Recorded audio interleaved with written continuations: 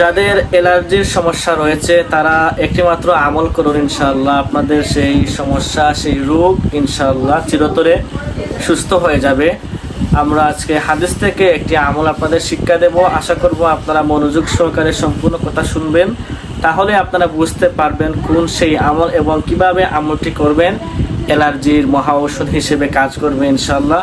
যারা অনেক মেডিসিন খাচ্ছেন কিন্তু কাজে দিচ্ছে না, আপনারা এই আমলটি করুন, ইনশাআল্লাহ আল্লাহর মেহেরবানিতে আপনাদের সেই রোগ কমে যাবে ইনশাআল্লাহ। আমরা হাদিস থেকে সেই আমলটি আপনাদেরকে বলবো। তো আমলটি জানতে হলে আপনাদেরকে একটু মনোযোগ সহকারে, ধৈর্য সহকারে এই কথাগুলো শুনতে হবে। অধৈর্য হলে হবে না, আপনারা মনোযোগ সহকারে কথাগুলো শুনবেন, আমলের প্রক্রিয়া সম্পর্কে জানবেন। তো আসলে আমরা জানি কিভাবে আমরা আমল করব, আমরা কোন সময় সে আমলটি করব এবং তার পদ্ধতি কি। প্রিয় দিনী ভাইয়েরা, তো আমলটি হলো হাদিস থেকে হযরত আবু সাঈদ খুদরি রাদিয়াল্লাহু তাআলা আনহু থেকে বর্ণিত। হাদিসটি হলো যে সাপে কাটা ব্যক্তিকে সূরাতুল ফাতিহা দিয়ে ফু দেয়া হয়েছিল, তিনি সুস্থ হয়ে গিয়েছিলেন। সাপে কাটা ব্যক্তি সুস্থ হয়ে গিয়েছিল, সুবহানাল্লাহ। তো এই হলো সূরাতুল ফাতিহা সমস্ত রোগের ঔষধ। সূরা ফাতিহাকে সমস্ত রোগের ওষুধ বলা হয়েছে। তো আপনি এই ফাতিহা আমল করবেন, অর্থাৎ আমরা যে সূরাকে আলহামদুলিল্লাহ সূরা বলে চিনে থাকি।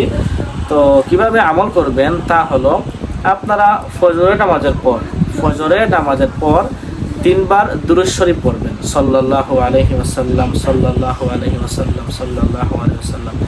এভাবে 3 বার দুরূদ শরীফ পড়ার পর একবার ইস্তেগফার করবেন, আস্তাগফিরুল্লাহ রাব্বি মিন কুল্লি যামবি ওয়া আতুবু ইলাইহি, অথবা আস্তাগফিরুল্লাহ পড়লেই হবে।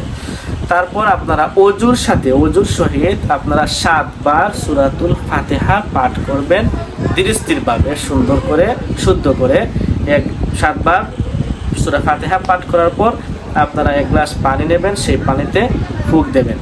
ফু দেওয়ার পর আপনারা সেই পানিটি বিসমিল্লাহ বলে শুরু করে 3 ঢুকে পান করবেন।